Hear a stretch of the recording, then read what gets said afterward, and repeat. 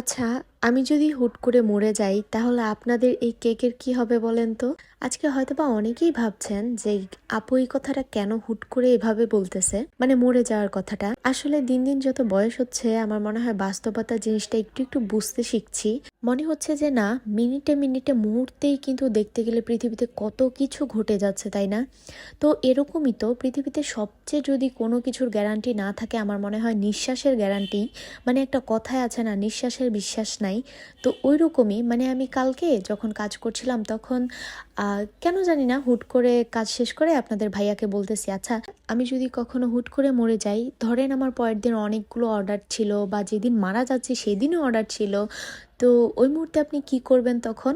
আর আমার এই কথাটা শোনার পর আপনাদের ভাইয়া দেখি একটু চুপ হয়ে গেল। তো প্রায় 30 সেকেন্ডের মতো চুপ থাকার পর আপনাদের ভাইয়া আমাকে বলতেছে যে না, যেটা বলেছো সেটা প্রকৃতির নিয়ম, আসলে এরকমটা তো হতেই পারে। কি আর করবো তখন?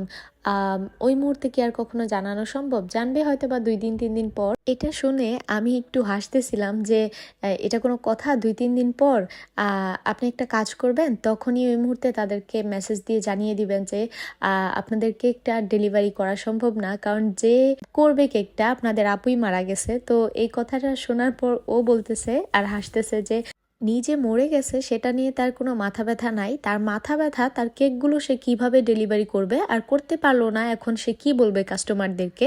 তো এটা শুনে আমিও একটু হাসতেছিলাম, কিন্তু বাস্তব কি জানেন, আমার কাছে মনে হয় প্রিয় কোনো কাজ বা ভালোবাসার কাজগুলো না একটু এরকমই হয়। মানে ইদানিং আমি এত বেশি কেক নিয়ে পড়ে আছি, মানে 5 মিনিট যে একটু মোবাইলটা আমি অন্য কোনো কাজে ব্যবহার করব বা একটা ভিডিও দেখব বা কোনো একটা কিছু করব, ওইরকম কোনো টাইমই পাচ্ছি না। আমি সারাক্ষণ হয় ভিডিও এডিট বা কাস্টমারদের সাথে কথা বলা বা কেক বানানো, কেকের ডিজাইন কোনটা করব, এইসব নিয়েই শুধু ভাবতেছি। তো হুট করেই কালকে মাথায় এই কথাটা আসলো আর কি। মানে এরকমটা হতেই পারে, এটা হলে আমি কি করব? তো তখনই মূলত এই কাহিনীগুলো ঘটে। আসলে জানেন, যখন আপনাদের থেকে একটা অ্যাডভান্স নিয়ে আমরা অর্ডারটা কনফার্ম করে ফেলি, ওই মুহূর্তে আমার কাছে মনে হয় এটা সবচেয়ে বড় দায়িত্ব। কারণ আমি একজনের আহ, টাকা নিয়ে বসে আছি, ওই জিনিসটা আমি যতক্ষণ পর্যন্ত তাকে সুস্থভাবে সেফলি পৌঁছে দিতে না পারবো ততক্ষণ পর্যন্ত না আর কোনো আমার শান্তি হয় না। নর্মালি কেকগুলোর ক্ষেত্রে আমি এরকমটাই করি, মানে আমি কখন কি করব না করব এটা নিয়ে আমি অতিরিক্ত ভাবি, যে কারণে আমার ইদানিং প্রচণ্ড মাথা ব্যথাও শুরু হয়। তো আমার যা আমাকে সারাদিনই বলে যে তুমি বেশি ভাবো কেকগুলো নিয়ে, এই জন্য তোমার এরকম বেশি সমস্যা হচ্ছে, এত টেনশন করা ভালো না। তো আসলে আমি নিজেও বুঝি, কিন্তু আসলে এই টেনশনগুলো না নিজ থেকেই চলে আসে কেন জানি, আমি করতে না চাইলেও আমার মাথায় এটাই ঘুরঘুর করে।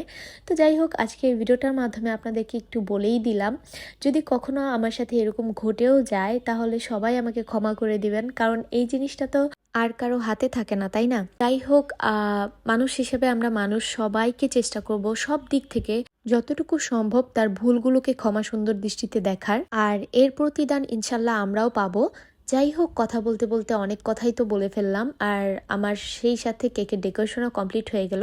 তো এই কেকটা ছিল মূলত একটা ভাইরাল কেক। তো আমার কেকটা কেমন হয়েছে অবশ্যই কিন্তু কমেন্ট করে জানাতে ভুলবেন না। আল্লাহ হাফিজ।